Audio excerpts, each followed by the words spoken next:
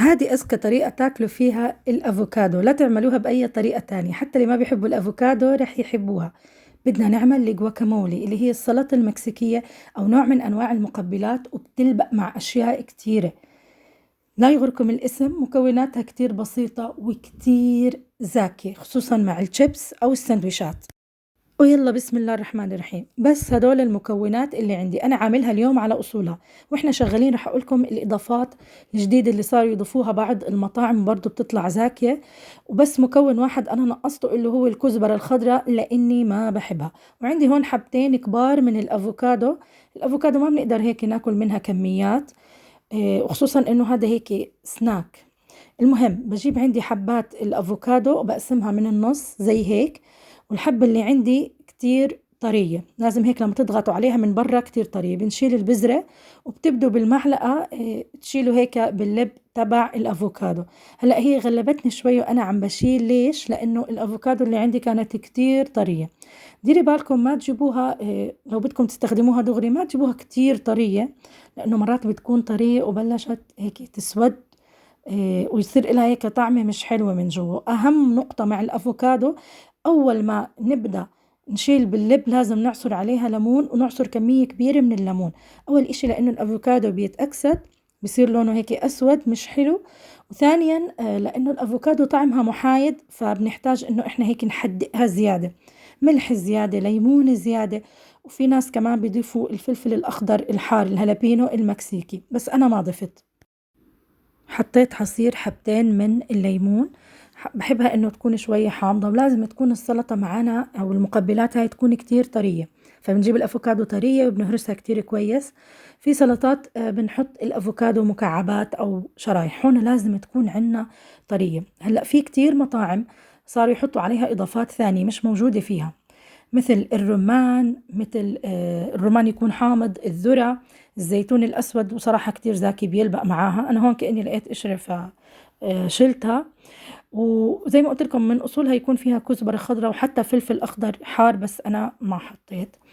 طيب كتير زاكي انكم تاكلوها بسندويشات اللي بيكون فيها دجاج، سندويشات التورتية او التاكوز، دجاج مع اللحمة المفرومة. وما بتصدقوا قد ايه زاكي انكم تحطوها بسندويشات الفلافل يا جماعة، كتير بتلبق لانه بنحط فيها توم وليمون، فكتير بتلبق. وتاني اشي بدنا نحطه اللي هو البندورة. استخدموا نوع بندورة تكون شوية حلوة. أنا كنت حابة أستخدم بندورة كرزية، بعدين خلص قررت أستخدم بندورة عادية، ما بعرف ليش. المهم إنه هيك تكون البندورة حلوة شوي. وكل الخضار اللي بدنا نستخدمها فرموها ناعم، أنعم درجة بتقدروا عليها، علشان إذا كانت خشنة هيك والأفوكادو شوي طرية بصراحة رح تكون مزعجة معانا بالأكل. فبنفرم هيك حبتين صغار من البندورة فرم ناعم.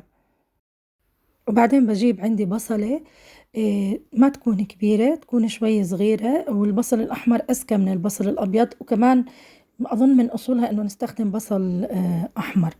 برضو بدنا نفرمه ناعم، أنعم درجة بنقدر عليها. وهاي يمكن من الحالات القليلة اللي أنا هيك معدتي بتتقبل البصل الني.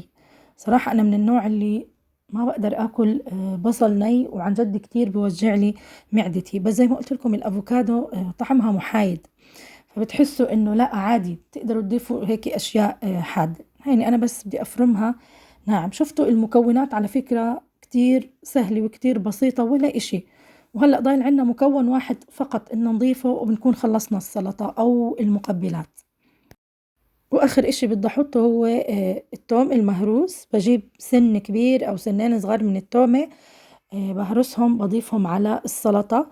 ولو عندكم كزبرة خضراء أو بتحبوا طبعا حطوا.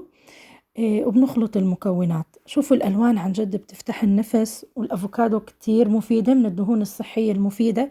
فهذا حطوه لإلكم ولأولادكم حتى كسناك. إحنا هنا عاملينه كسناك، مش حاطينه جنب أكلة معينة. وبنحط رشة كتير منيحة من الملح، الأفوكادو بتحتاج، ورشة صغيرة هيك من الفلفل الأسود.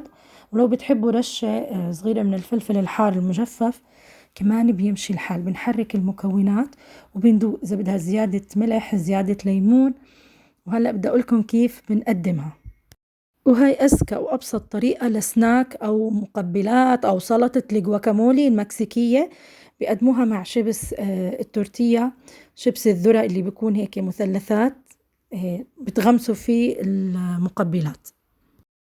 وذوقوا أذكى وأخف سناك، وكمان زي ما قلت لكم جربوه مع سندويشات الفلافل أو سندويشات الدجاج، وادعوا لي كتير. ولا تنسوا اللايك للفيديو. شفتوا الوصفة ما أسهلها وما أحلاها. أشوفكم بالفيديو الجاي إن شاء الله، في أمان الله.